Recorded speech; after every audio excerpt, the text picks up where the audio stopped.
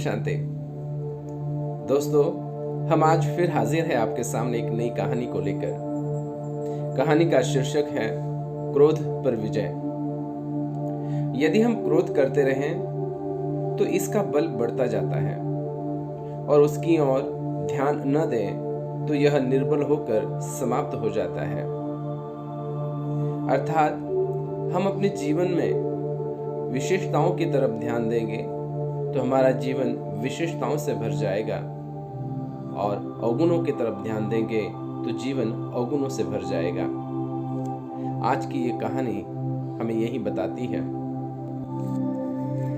एक दिन बलराम, श्री कृष्ण और सात्यकी वन में कहीं भटक गए।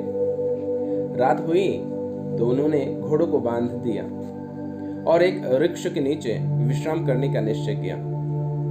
तीनों ने एक एक प्रहर जागकर पहरा देने का निर्णय किया। पहले प्रहर में सात्यकी पहरे पर थे। एक पिशाच प्रकट होकर बोला, मैं तुम्हें छोड़ दूंगा और इन दोनों सोने वालों को खा लूंगा। सात्यकी ने कहा, जान बचाना चाहते हो तो भाग जाओ, नहीं तो मैं तुम्हें मार दूंगा। पिशाच ने सात्यकी को चुनौती दी और दोनों में युद्ध छिड़ गया। पिशाच के पैत्र देख सात्यकी को क्रोध आता और वह जितना गुस्सा होते पिशाच का बल भी उतना बढ़ता जाता। अंत में सात्यकी लहूलुहान हो गए। तभी प्रहर समाप्त हुआ और वह पिशाच गायब हो गया। उसके बाद बलराम पहरा देने लगे। थोड़ी देर बाद फिर वह पिशाच प्रकट हुआ और बलराम से भी दोनों सोते हुए लोगों को खाने की बात कही। बलराम और पिशाच में युद्ध छिड़ गया।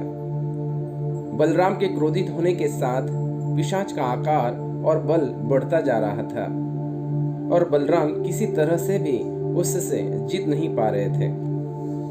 तभी प्रहर समाप्त हुआ और श्री कृष्ण पहरे के लिए जागे।